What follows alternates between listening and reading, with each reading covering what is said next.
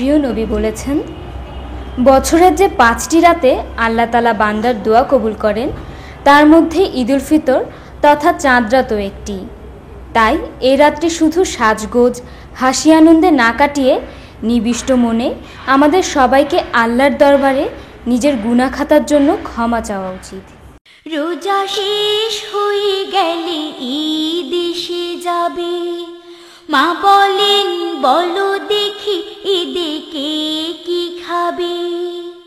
রোজা শেষ হয়ে গেলে ঈদ এসে যাবে, মা বলেন বলো দেখি ঈদে কে কি খাবে। চাঁদ রাতে দুনয়নে আসবে না ঘুম, ঘরে ঘরে খুশি সাজ পোশাকের ধুম।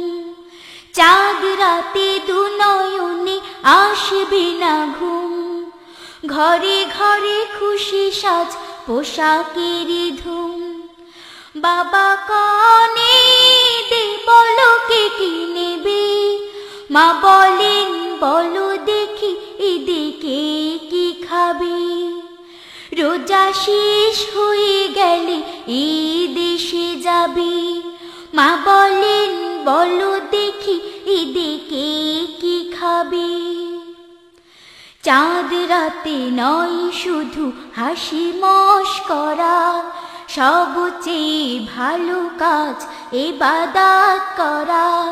চাঁদ রাতে নয় শুধু হাসি মশকরা, সবচেয়ে ভালো কাজ ইবাদত করা।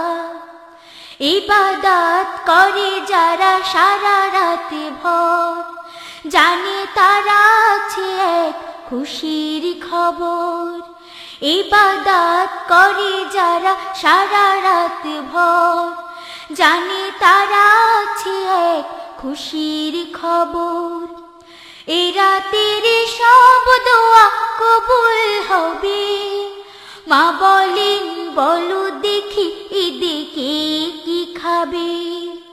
রোজা শেষ হয়ে গেলে ঈদ এসে যাবে, মা বলেন বলো দেখি ঈদে কে কি খাবে।